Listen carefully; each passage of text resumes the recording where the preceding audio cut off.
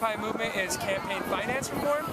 I think that the amazing amounts of the corporations, which are now understood to be under law people, just flowing incredible amounts of money make the system completely lopsided and unjust.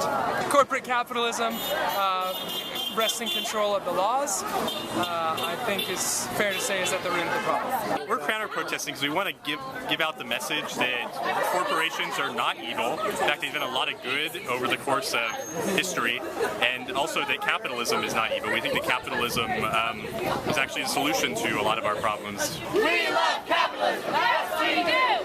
We love capitalism, how about you? Is, you know, the other side is spreading this message that, like, corporations are the problem, and we don't think that that's true. As a matter of fact, the reason that Bank of America is now imposing a $5 debit card fee is because the government won't let them charge, you know, what they want to businesses that accept those cards. So it's actually government intervention that's the problem, not the corporation. I wouldn't say that capitalism in itself is evil or is wrong. I think the biggest problem is how far people are willing to take it, and people trying to put their own interests above the interests of everybody else. USA! USA! USA! USA! USA! Well, the government hasn't been solving the problems. It hasn't solved our unemployment problem. We have a lot of economic issues that this current president has not addressed, and it's only gotten worse since under his policy. So if this is about policy, if this is about the problems that we're facing, then why aren't we protesting Obama, who's bailed out banks, who has protected Wall Street? Why are they protesting him? I don't understand.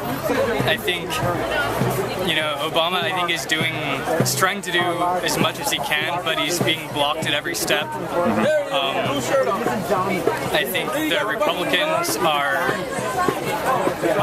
trying to support their corporate backers and not listening to their constituents. So I think that's the main government problem, basically, is that they're just not listening to the people. The big problem is the idea that you can, you know, how much legislation can you afford? The amount of the money buying politicians, you know, the lobbying efforts, the private interests that pay for people to be elected and are thus beholden get what they want.